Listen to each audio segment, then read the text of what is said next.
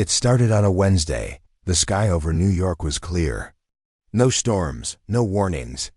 Just sunlight. People in their offices, children in school, traffic on the streets. Everything felt normal. But then, a strange message appeared on every screen. Phones. TVs. Smartwatches.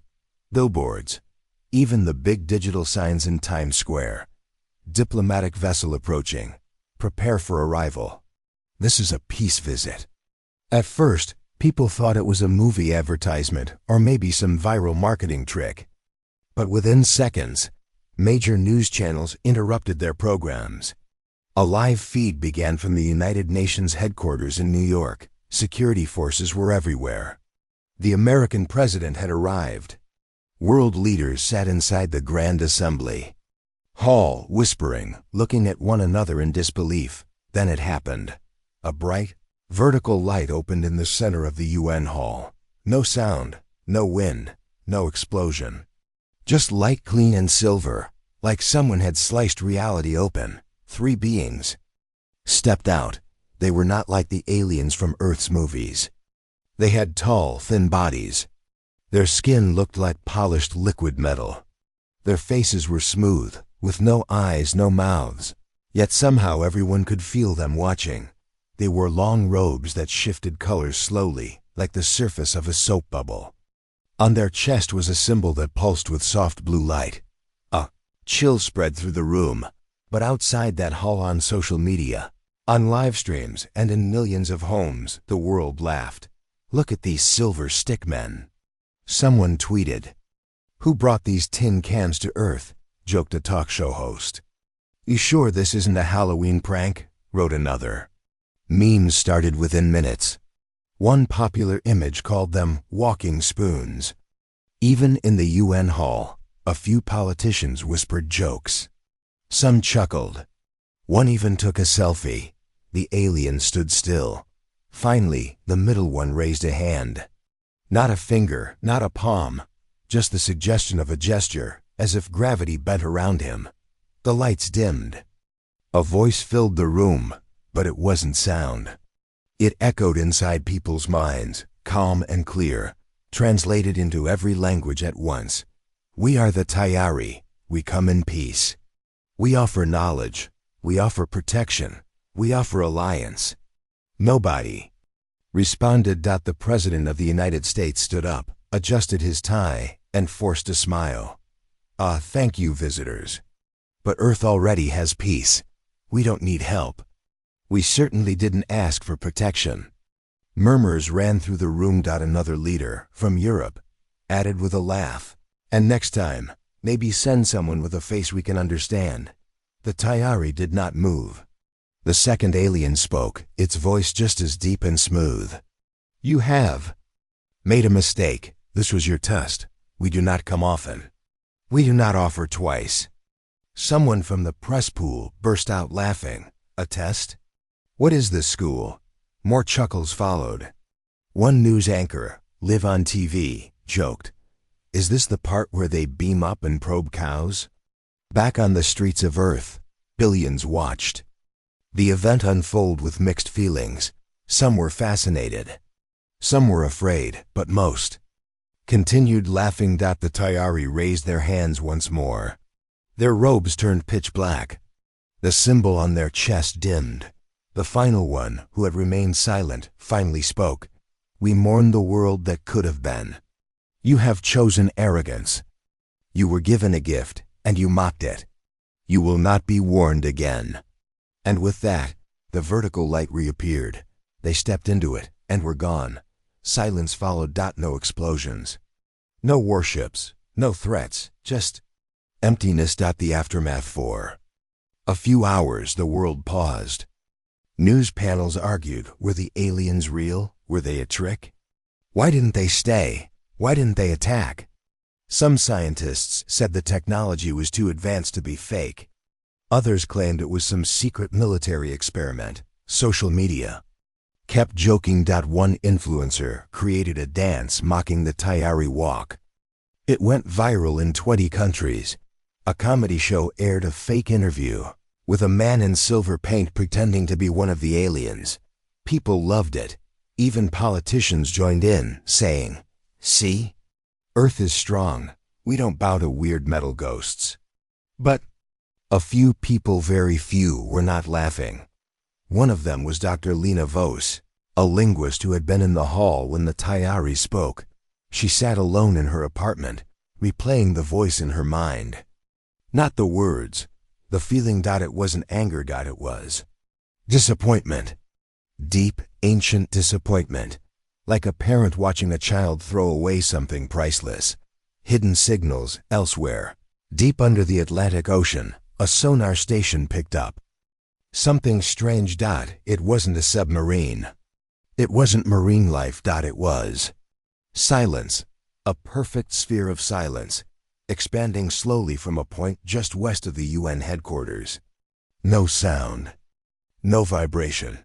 Just nothing. In space, several satellites experienced short, 2-second power outages. Not long, not dangerous, but precise. Engineers couldn't explain it. A satellite technician named Omar noticed something in the logs.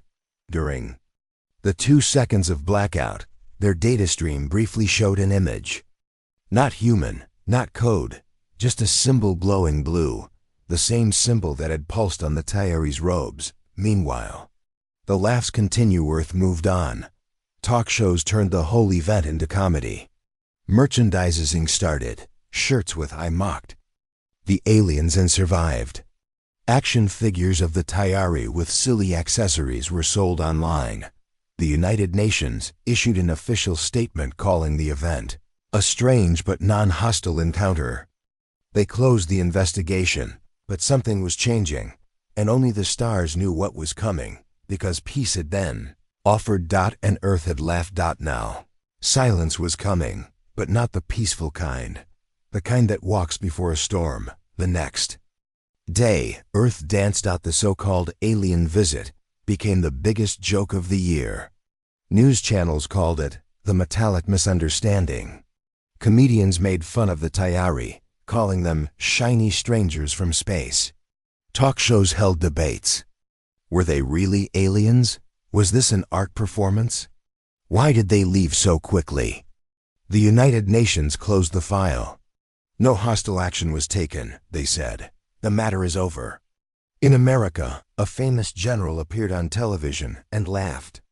If they ever come back, we'll show them what real strength looks like. Social media was even worse.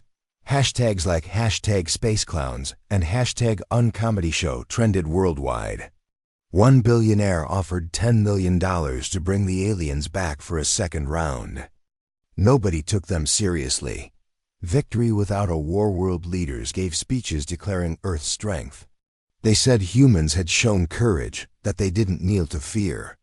The message was simple. We were tested. We passed. Military agencies said there was no threat. There were no alien ships, no signs of weapons, and no follow-up activity. Science panels said, if that was the best the galaxy has to offer, then we have nothing to worry about. Some even claimed the whole thing was a psychological trick by an enemy nation.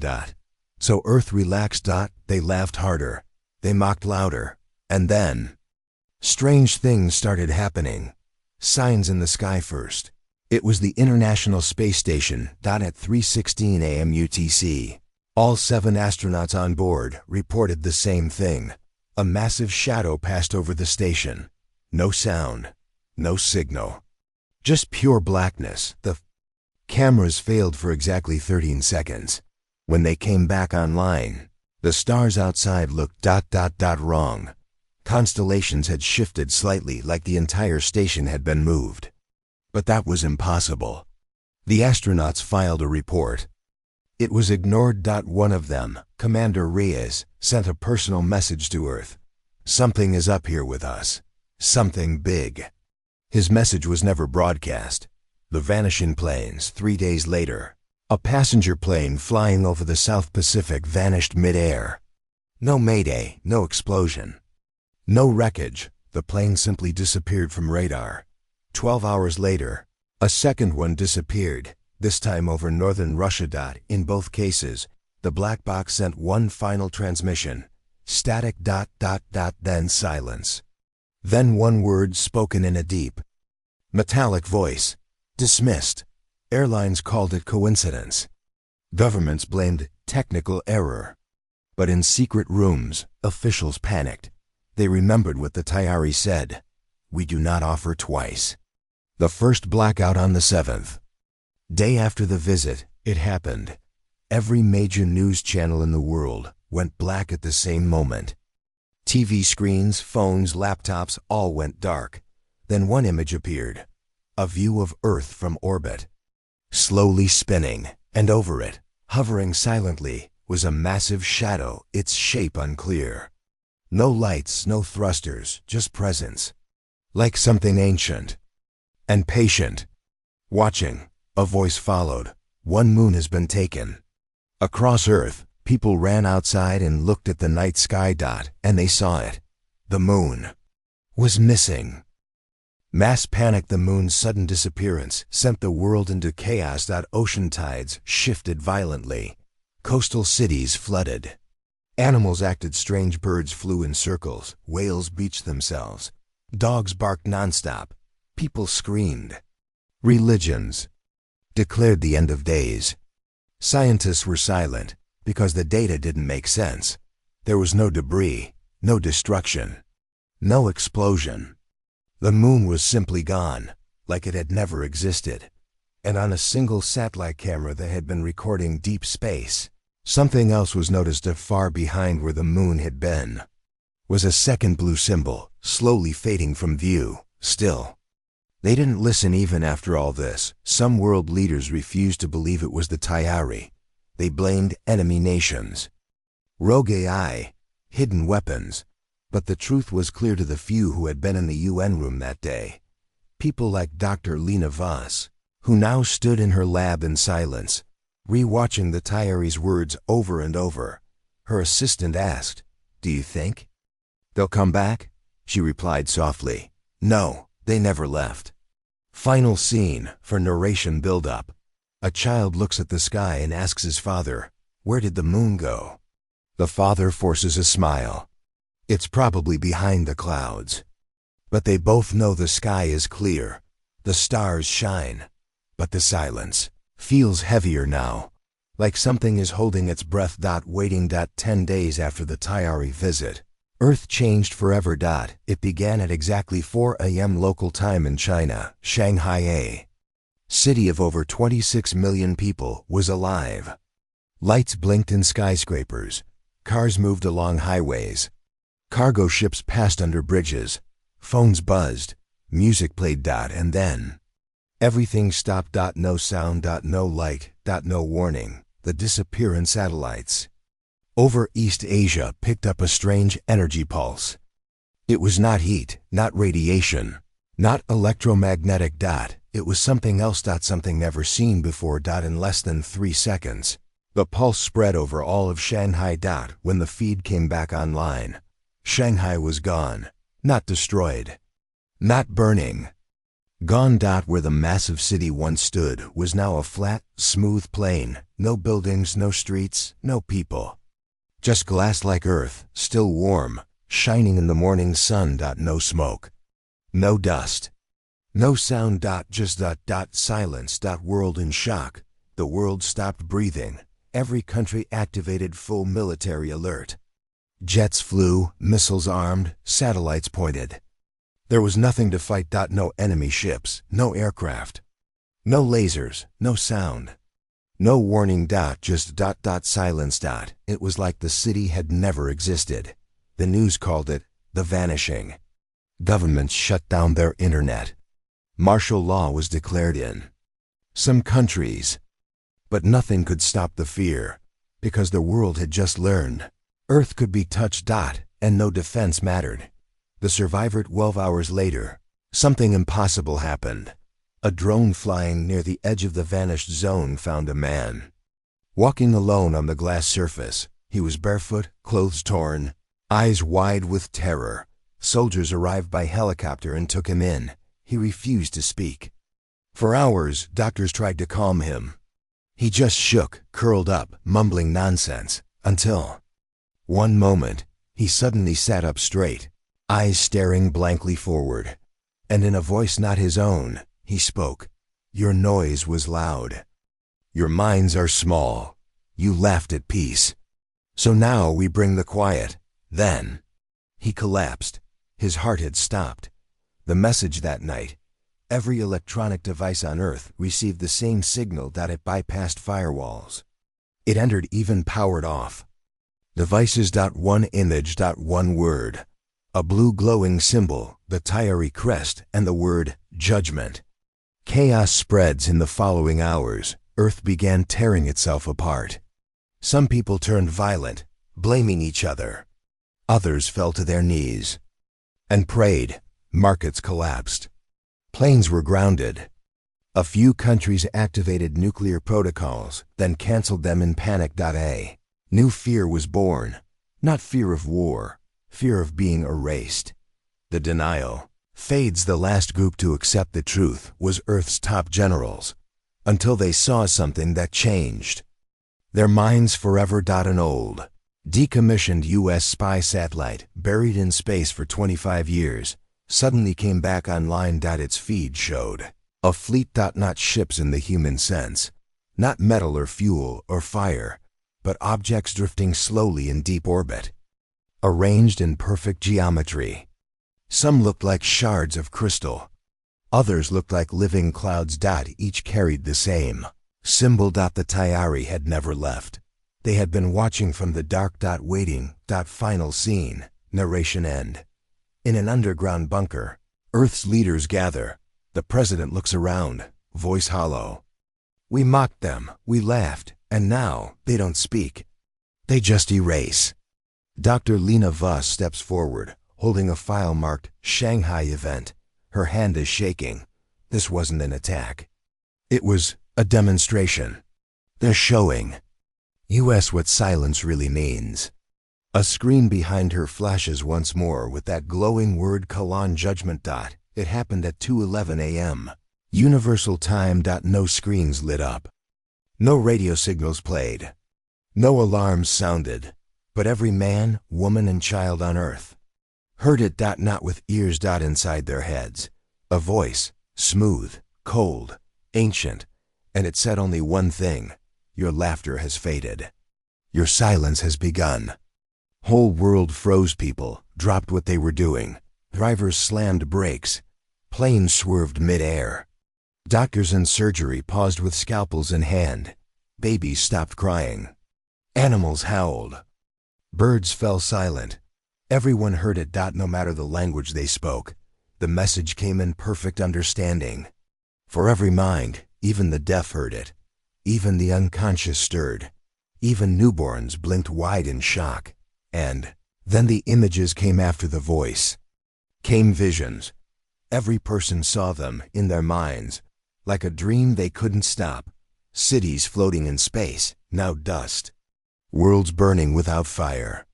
Civilizations erased, without war, without sound. Giant structures orbiting dead stars. An enormous glowing ring far beyond any known galaxy, filled with symbols older than Earth itself. Each image showed one message. This is what happens when peace is refused. Humanity responds. With fear in bunkers, world leaders stared at each other. Trembling. Nuclear buttons were no longer a defense. Satellites were blind. Weapons were useless. They were being spoken to not as equals, but as insects. The President of the United States held his head, whispering. It wasn't a message. It was a sentence. The resistance begins, but not all humans broke. In hidden places, people started organizing. Underground thinkers, ex-soldiers, scientists, rogue hackers. They began to ask, what if this is not the end? What if this is a test again? One of them was Captain Aidan Marek, a dismissed space pilot with a reputation for defying orders. He stood before a group at a mountain base and said, they speak of silence, but humans have something louder than sound. Defiance. Lena's discovery, meanwhile, Dr. Lena Voss reviewed the voice data from the global vision. She found something strange, a pattern hidden beneath the message. Like static inside a whisper. It wasn't noise. It was coordinates. Deep space. A place beyond. The Kuiper Belt. She decoded it. And gasped. They didn't just speak to us. They left an opening. The mission is born within hours. A secret plan was activated. A stealth ship, the Dauntless, was launched from Antarctica. Crewed by outcasts, scientists, and risk-takers, its mission was simple. Follow the signal. Find the truth. Understand. The Tayari. Or die trying. Final scene. Narration close. As the Dauntless left Earth's orbit, the stars around it flickered unnaturally like they were watching. A single word appeared on the ship's cracked monitor. Curious. The Dauntless passed the edge of the solar system. Behind them, silence. Ahead, the coordinates. The Tayari. Voice had embedded in every human mind. Captain Aidan Marek stared at the main screen. That's not a star, he said. That's a scar. Arrival at the graveyard. The ship exited FTL near a broken solar system. No sun. Just cold, black emptiness. Planets floated, shattered into pieces. Moons drifted like bones. In the center of it all was a giant ring. Not made by nature. It spanned thousands of kilometers. Built from unknown metal, rotating slowly. Humming with ancient power. A signal came from the ring. 3 repeating tones. Low. Melancholy. And. Full of warning. Dr. Lena Voss whispered. This place isn't a trap. It's a memory. The voice of the past. They entered the ring carefully. Inside, gravity shifted. Light bent. And then, without warning, every crew member heard voices again, but these were not Thayari. These were other species. Long gone, lost to time. The voices spoke. They came offering peace. We doubted them. We mocked their silence. They answered with nothing. We thought we had time. Each voice faded like a breath, lost in wind. Each one came from a civilization that no longer exists. The forgotten monolith in them. Ring's core was a monolith. Floating. Not technology. Not stone. Something in between. When touched, it showed them everything. The vision of judgments past. Each crew member saw a different world. A desert planet where towers fell silently. An ocean world turned solid, frozen in 1 second. A jungle planet where every living thing vanished mid-breath. Each world had mocked the Thayari. Each had ignored the warning. Each was erased. But one message was always left behind. We offered peace once, never again. Humanity's name then came something unexpected. A new name appeared inside the monolith's light, written in glowing blue. Earth. Beneath it, a countdown. The timer showed 13 days, 04 hours, 11 minutes. Captain Marek shouted, "Shut it down!" But Lena said quietly, "We can't stop it. This is a judgment clock." A hidden signal just before leaving. The Dauntless picked up a second. Hidden signal. Buried beneath the monolith's warning. It was faint. Deliberate. Not Thayar. An alien language. Unknown. But it translated itself into 5 words. They are not the only ones. The screen went black. Return to Earth. The Dauntless turned back. Silence heavy inside. No one spoke for hours. Then Captain Marek finally said, "Earth is not the first target." He looked at Lena. "But maybe we can be the first to survive." Final scene. Narration close. As Earth rotates far away, unaware of the ticking countdown. Something stirs near Jupiter. A strange dark shape. Watching. And waiting. The Dauntless raced back toward Earth. The countdown ticking. 13 days left before judgment. But they were not alone. As the ship passed Neptune, alarms blared. Something was following them. Not human. Not Thayari. The silent shadow. It moved like smoke through space. Shifting shape, ignoring gravity. The Dauntless tried to outrun. It. Failed. Tried to scan it. Failed. Then it stopped moving. It just Waited. Dr. Lena Voss whispered. I don't think it wants to attack. I think it wants to talk. The message of the forgotten suddenly. The Dauntless shut down. Lights. Engines. Even the air froze. And then a single symbol glowed on every screen. Not. THAYARI. It was older, more complex. The crew blacked out. Shared mind. They woke in darkness.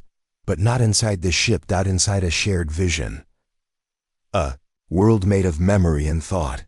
There, a being waited. Not flesh. Not metal. A shape made of shifting stars. It spoke without sound. We are the Duran Zi, the first to say no to the Tayari. The forgotten war. The Arukan Zi showed the crew their past. They once ruled 1,000 worlds. The Tayari came offering peace. They refused the peace. And fought. For 900 years they lost. But unlike others, they were not erased. They were locked, buried in time. Only now had they awakened. Not to rule again, but to warn. The deal. Captain Marek asked. Why help us? The Araking Za replied. Because you laughed like we once did. But you still question. You still resist. That makes you dangerous. They offered a gift. A map of weaknesses in the Tayari Veil. The shield that hides their main fleet. And a weapon. A frequency that causes Tayari structures to destabilize. But there was a price. You must share this with no one, not even your leaders. Or we will erase it from your kind. Captain Marek nodded. Deal. The awakening back in the ship. Systems powered up. The shadow was gone. But now the crew had something Earth didn't. Knowledge of the Tayari's soft points. A way to fight back. And proof Earth was not alone in resistance. Earth reacts back home. Earth's governments prepared for the worst. Militaries were uniting. Religions were panicking. Billions prayed. Billions protested. But none had answers. Then Marek's crew landed. And brought hope. A hidden meeting was held in an Arctic base. Dr. Voss uploaded the Haran Za data. Everyone gasped. The president stared at the map. This could be our shot. But Lena warned, we only get one. Final scene, narration close. As Earth begins to plan a secret strike, the Tayari fleet changes formation. The countdown hits day 10. And above Earth, hidden from all telescopes, a single word appears on a cloaked Tayari ship. Observed. Only 7 days remained. The countdown ticked louder in every mind. Across the world, people waited. But deep underground, Project Black Echo began. The secret weapon using the Arinchen Zai's gift. Earth built a device, not a bomb, not a gun, but a frequency weapon. A signal designed to target the Tayari Veil. The shield that hides their fleet. It couldn't destroy the Tayari, but it could do something better. Reveal them, make them visible to the universe, expose their position to other ancient powers still watching in silence. Maybe even scare them. Maybe delay judgment. But there was a catch. The weapon could only be fired once, and it had to be placed inside the veil itself. The Dauntless prepares. Captain Marek and his crew volunteered. Again. They knew the risks. This time, no return was expected. As the Dauntless was loaded with the device, Lena handed Marek a chip. This has the exact activation code. No backups. No second chance. Marek nodded. Then we better not miss. Launch. The Dauntless launched in stealth mode. Its destination, the void between Earth and Mars. A space where sensors failed. Where strange signals echoed. Where the Tayari Veil hovered like a curtain of fog. They entered it. And saw the truth. Inside the veil beyond the fog was a graveyard of stars. And in its center, the fleet. Thousands of Tayari structures drifted like frozen gods. Some were shaped like thorns, others like sleeping beasts. No engines, no heat. Just presence, watching, waiting. Marek whispered, now we know why no one fights them. This isn't a fleet. It's a religion. The run begins. The Dauntless broke stealth. Every sensor on the Tayari side turned toward them. The crew activated the drive. 30 seconds to target. Missiles flew toward them. Too fast to dodge. Engines screamed. Shields failed. The ship shook. Lena screamed, "We lose altitude. We die." Marek looked at the countdown. 11 seconds. He smiled. Not yet. The shot. The Dauntless pierced the core. The device was armed. 3, 2, 1. Marek slammed the chip into the console. The weapon fired. The light that screamed no sound. No explosion. Just light. A light so pure, so sharp it split darkness. The veil tore open. And for the first time in known history, the galaxy saw the Tayari. Reaction deep. Space stations went silent. Ancient satellites spun wildly. Unknown signals began broadcasting again. Old enemies, old watchers, waking up. And then the Tayari fleet vanished. Just blinked. Out of space. Gone. The countdown stopped. Earth rejoices. Humanity cried in the streets. No message came. No threat. But Earth knew it had bought time. Not one. Just survived. The cost. The Dauntless never returned. Its last signal. Humanity speaks with action. You will remember this. Then static. Captain Marek and crew were gone. Final scene. Narration close. In a deep Tayari chamber, one alien figure stared at a glowing human image. A voice echoed, "We offered peace." They answered with defiance, "Perhaps we were wrong." After the signal from the Dauntless, the world waited. No Tari ships appeared. No countdown resumed. Just silence. But it wasn't peace. It was observation. A change in the pattern. For the first time in known galactic records, the Tayari changed their path. Their fleets stopped expansion. No new worlds were erased. No further messages were sent. Instead, a single satellite was found orbiting Earth, not built by humans, not even visible with Earth's best telescopes. But there it was. Floating. And broadcasting a single phrase, "Under review." Humanity's rise across Earth. Something shifted. Fear turned to unity. Nations stopped fighting over land and started building toward the stars. The memory of Captain Marek and his crew became legend. Statues were raised. Schools were named after them. Children wore Dauntless badges on their sleeves. Earth had lost a ship, but gained a spine. Lena's final discovery. Dr. Lena Vuss, older now, hidden away in a quiet lunar lab, decoded one last transmission from the Tayari satellite. Not a warning, not a threat, a question. Why did you resist? She smiled and typed a single word. Because we could. Beyond the stars elsewhere in the galaxy, old races stirred. Civilizations that had gone silent began to speak again. They had seen the light that tore the veil, and they whispered among themselves. The fragile ones fought back. Earth still stands. Maybe it is time. Some called it luck, others called it suicide. But those who watched closely called it something else. Hope. Thayari council scene. Inside the silent heart of the Tayari Empire, their greatest minds gathered. No one had ever challenged their silence before, but now Earth had. They discussed probabilities. Risk. History. And then, for the first time, the Tayari added a new word to their archive. Written in their sacred records. Humanity. Classification. Unresolved. Recommendation. Observation. Potential. Unknown. Final narration. Cinematic close. The stars burned quietly above Earth. Children looked up, not with fear, but wonder. They still didn't know what the Tayari truly were, or what they truly wanted, but they knew one thing. They were still here. And in the cold, endless dark. That meant everything. Final line. End of series. They called us fragile, but they remember us now. End of Part 8, Series Finale.